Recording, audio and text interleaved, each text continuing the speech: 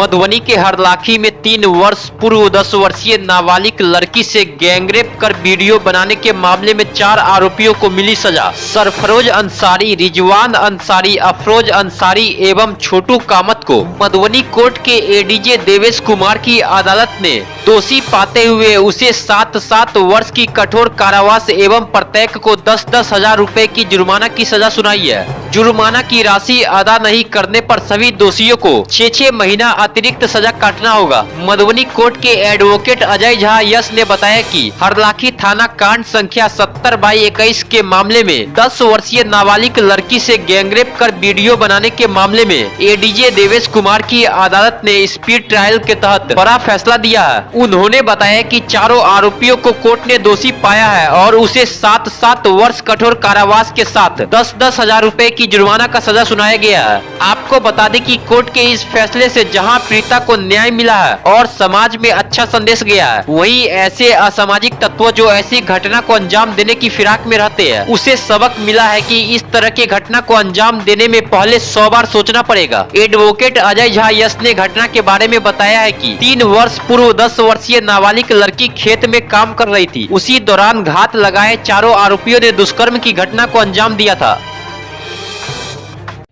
मैं अजय कुमार झा यश, व्यवहार न्यायालय मधुबनी अधिवक्ता।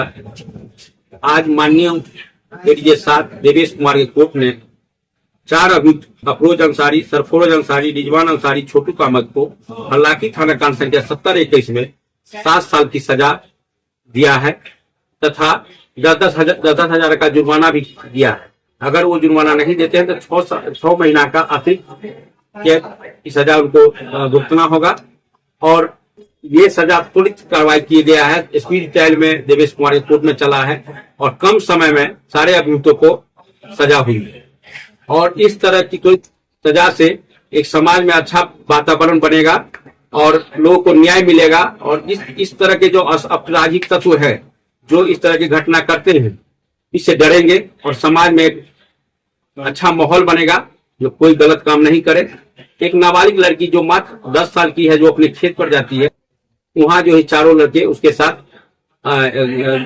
साथ गलत हरकत करते हैं, वीडियो बनाते हैं, बलात्कार करते हैं और उसका वीडियो वायरल भी करते हैं। आज 3 साल की पूर्व की घटना है। पीड़िता की भाभी के द्वारा हरलाखी थाना कांड संख्या 70/21 दर्ज कराया गया था।